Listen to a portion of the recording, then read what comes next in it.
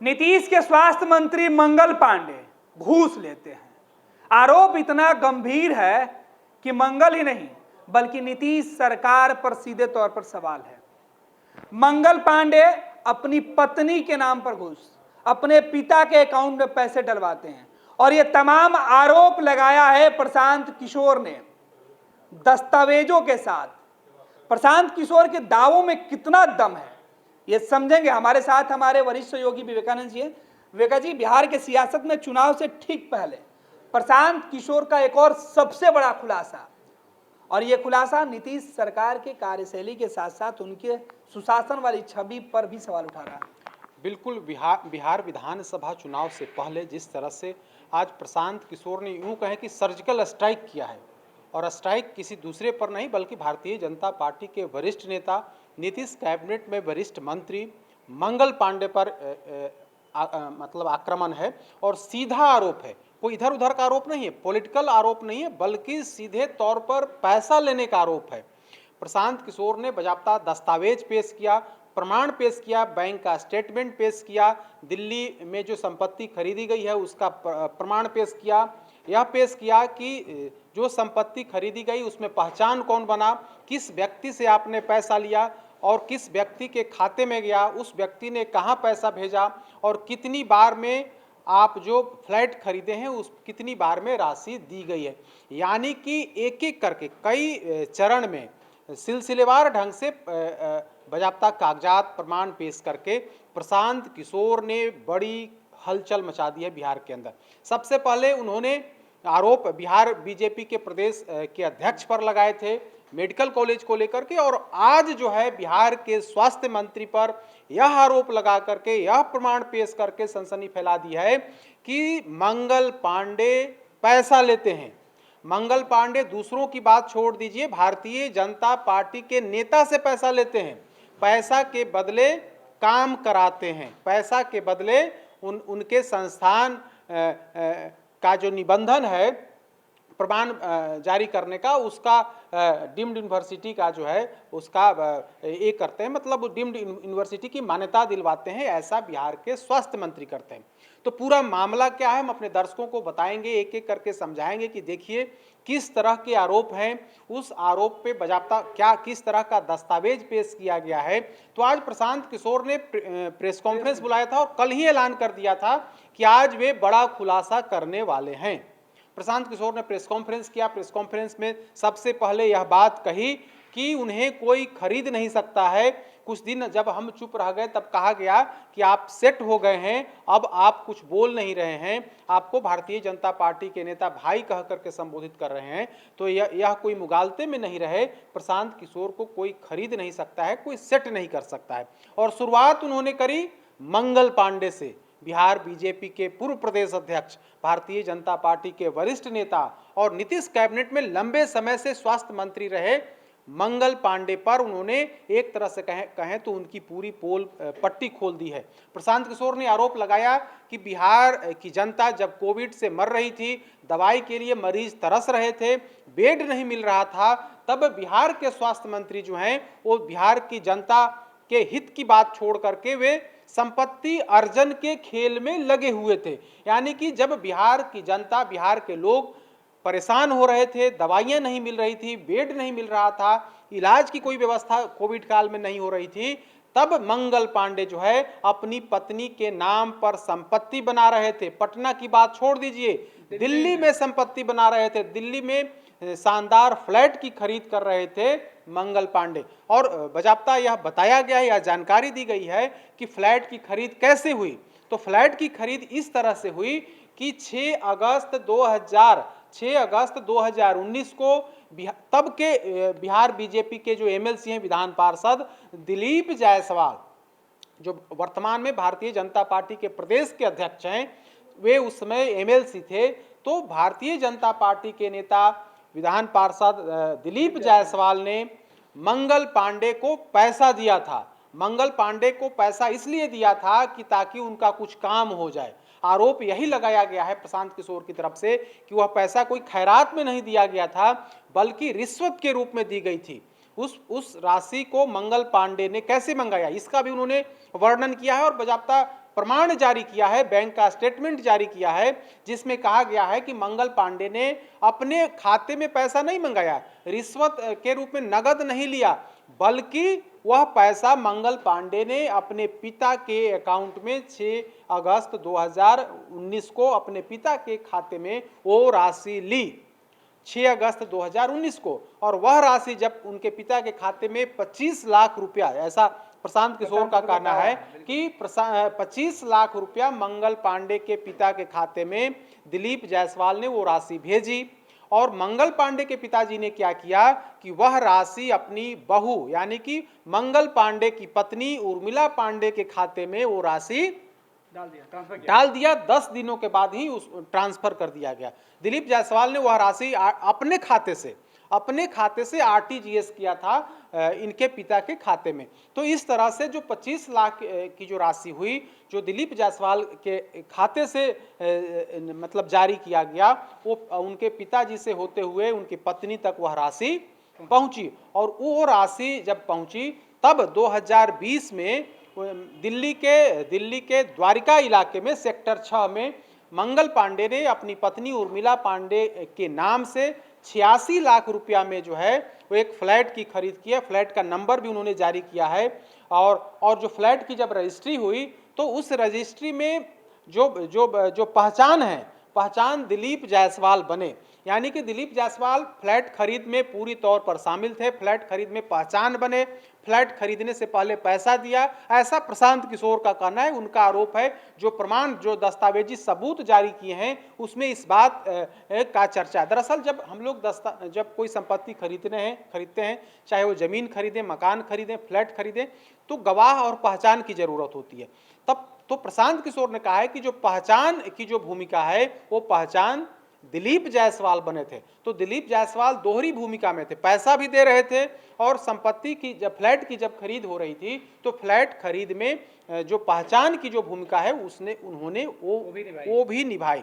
तो इस तरह से वह फ्लैट जो है, जब कोविड काल चल रहा था, जब बिहार में या पूरे देश भर में या पूरी दुनिया में कोविड का संक्रमण था, लोग परेशान थे, जनता खास करके बिहार की जनता तबाह हो रही थी, मर रही थी, इलाज की कोई व्यवस्था नहीं थी, तब स्वास्थ्य मंत्री जो है धन अर्जन करने में लगे हुए थे, संपत्ति बटोरने में लगे हुए थे, संपत्ति की रजिस्ट्री कराने में लगे हुए थे। ऐसा आरोप, ऐसा प्रमाण पेश करके यह बताने की कोशिश की गई है।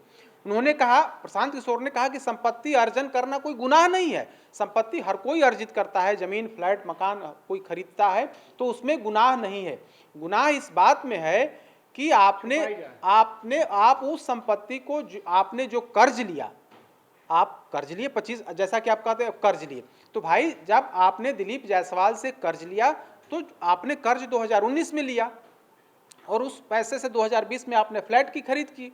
तो 2020 में जब विधान परिषद जब आप नामांकन कर रहे थे, जो एफिडेविट दिया जाता है, तो एफिडेविट में पूरे बात की जानकारी देनी होती है कि अगर आप किसी मित्र रिश्तेदार से भी अगर आप कर्ज लेते हैं, लोन लेते हैं, तो उस लोन का उसमें वर्णन किया रहता है, एक कॉलम उसमें होता है। तो उसी कॉलम को वे जारी करके पूछा है कि जब सरकार के स्तर से, चुनाव आयोग की तरफ से, जब कोई हर व्यक्ति जब चुनाव लड़ता है तो पूरी जानकारी साझा करता है, लेकिन आपने वह जानकारी साझा नहीं की। आपने नहीं बताया कि वो राशि जो उनकी पत्नी के खाते में जो राशि आई है, जो 25 लाख रुपए की राशि आई है, उनकी पत्नी के खाते में वो राशि कहां से आई, इसका तो आपने कोई जिक्र नहीं किया, कोई वर्णन नहीं किया। इसका मतलब है कि आपने उस बात को, उस पैसे को आपने छुपाने की कोशिश की है, कोशिश ही नहीं की बल्कि आपने छुपा लिया है। तो एक बात उन्होंने, देखिए कैसे चरणबद्ध तरीके से, पहले उन्होंने बताया कि पैसा कहां से आया, किस व्यक्ति ने दिया, पैसा किसके खाते में गया, उस खाते से फिर वो राशि कहां गई, फिर उस राशि का उपयोग कहां कैसे हुआ, यह बात की जानकारी, फिर कैसे उस राशि को छुपाई गई, उस बारे में भी उन्होंने पर्याप्त प्रमाण पत्र पेश किया है। तो राशि छुपा ली गई। भाई कोई व्यक्ति अगर पैसा देगा तो कुछ काम कराएगा, किसी काम के सिलसिले में ही कोई पैसा किसी को देगा। वही खुलासा वे करते हैं और कहते हैं, प्रशांत किशोर ने आगे कहा है कि जो दो मित्रों के बीच जो पैसे का जो लेन देन हो रहा था और जो गवाह और जो पहचान बनने की बात आई थी, दिलीप जायसवाल यूं ही नहीं यह काम कर रहे थे। यूं ही कोई काम ऐसे नहीं करता है, कितनी बड़ी राशि दे दे कोई किसी का पहचान बन जाए, ऐसे नहीं होता है।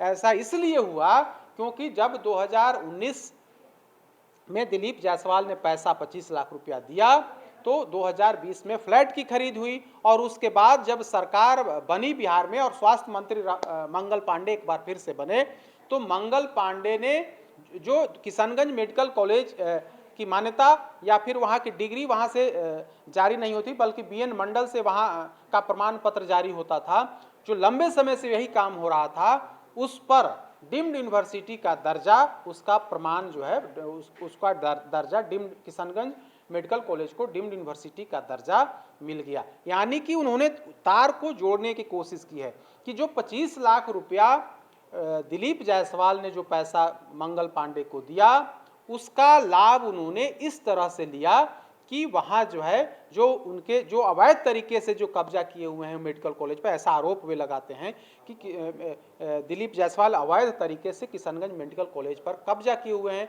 वो अल्पसंख्यक का कॉलेज है लेकिन साजिश के तहत उस कॉलेज पर उन्होंने कब्जा कर लिया है। इसका भी उन्होंने पहले खुलासा किया था और प्रमाण पत्र पेश किए थे कि दिलीप जायसवाल बताएं कि उन्होंने यह मेडिकल कॉलेज पर में आप डायरेक्टर या फिर आपके जो परिवार के सदस्य हैं उसमें इतने बड़े बड़े पोस्ट पर कैसे पहुंच गए, बजाबता उन्होंने प्रमाण पेश किया था और यह भी बताया था कि जिस व्यक्ति ने खुलासा किया, जो व्यक्ति शिकायत लेकर मुख्यमंत्री तक पहुंच गया, उसको बाद के दिनों में उसका मर्डर हो गया, उसकी हत्या हो गई और उसमें आरोप दिलीप जायसवाल पर लगा। हालांकि उस मामले में इनको क्लीन चिट मिली और एसपी ने मतलब उस केस में इनकी भूमिका नहीं पाई और इनको उस केस से राहत दी गई। लेकिन आरोप ऐसे लग रहे हैं जिस तरह से प्रशांत किशोर ने कड़ी दर कड़ी जोड़ने की कोशिश की है कि किस तरह से जो फर्जी तरीके से जो यूनिवर्सिटी पर कब्जा किए हुए हैं, उन्होंने स्वास्थ्य मंत्री मंगल पांडे को सेट कर दिया, पैसे देकर के सेट किया और उसके बदले में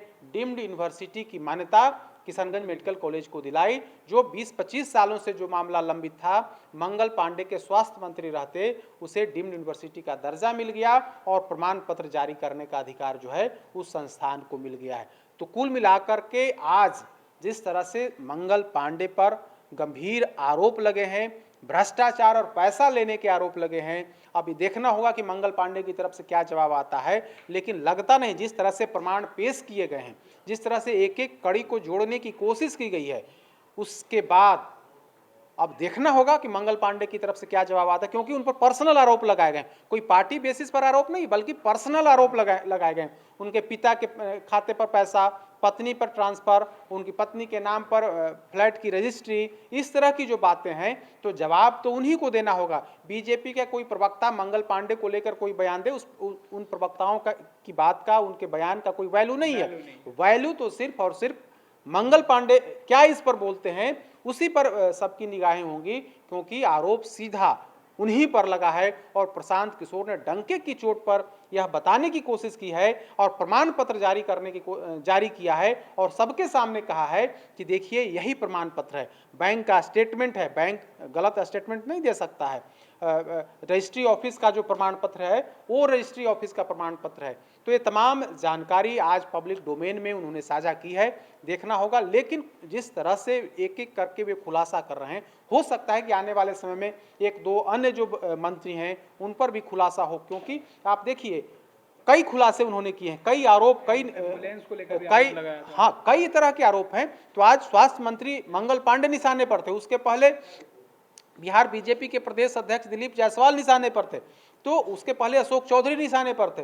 तो कई नेताओं को उन्होंने निशाने पर लिया है और आज की कड़ी में आज उन्होंने कहा है कि हम दो डोज देंगे, एक तो हमने अभी दे दिया है और हो सकता है कि शाम होते होते एक डोज और मंगल पांडे को मिले। अब देखना होगा कि अगली कड़ी में वे क्या खुलासा करते हैं। लेकिन आज जो जिस तरह से उन्होंने खुलासा किया है, कुछ प्रमाण जो जारी किए हैं, उसमें कहीं ना कहीं मंगल पांडे कटघरे में खड़े होते दिख रहे हैं। बहुत बहुत धन्यवाद विवेका जी। तो मंगल पांडे बिहार के स्वास्थ्य मंत्री, भ्रष्टाचार के आरोप लगे हैं, गंभीर आरोप है, पैसे लेने का आरोप है और पैसा देने वाला कोई दूसरा नहीं, बीजेपी का ही नेता है। तो बिहार में बीजेपी के अंदर जो खेल है, प्रशांत किशोर चुनाव के पहले उन नेताओं को बेनकाब करने में जुटे हुए हैं। देखना है कि पीके के दावों के बाद अब मंगल पांडे क्या कुछ सफाई देते हैं। बहरहाल इस खबर पर हमारी नजर बनी रहेगी, जो भी अपडेट निकल कर सामने आएगा वो हम आप तक पहुंचाते रहेंगे। पनोरमा ग्रुप, जो सोचता है वो करता है, आपके अपने सपनों का आशियाना। ये लो मुंह मीठा करो, आज मैंने अपना जॉब छोड़ दिया, अब हम पूर्णिया वापस जाएंगे। जॉब छोड़ दिया है? मतलब ये घर कैसे चलेगा? हम करेंगे क्या? और माँ बाबूजी क्या बोलेंगे?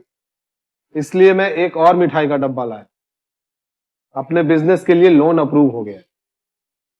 अरे लोन अप्रूव हो गया वो तो ठीक है, लेकिन पूर्णिया में हम रहेंगे कहाँ? अपना घर भी तो नहीं है वहाँ।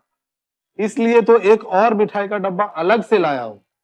हमने पूर्णिया में घर ले लिया है, पूर्णिया के ई होम्स पैनोरमा में। पूर्णिया में पैनोरमा ग्रुप लेकर आए हैं ई होम्स पैनोरमा। बड़ा घर, आलीशान जिंदगी और अत्याधुनिक सुविधाओं के संग। अरे अरे, अब क्यों मुंह मीठा करवा रही हो? क्योंकि हम घर वापसी जो कर रहे हैं। घर वापसी की खुशी पूर्णिया में ई होम्स पैनोरमा के संग। E Homes Panorama, luxurious lifestyle redefined.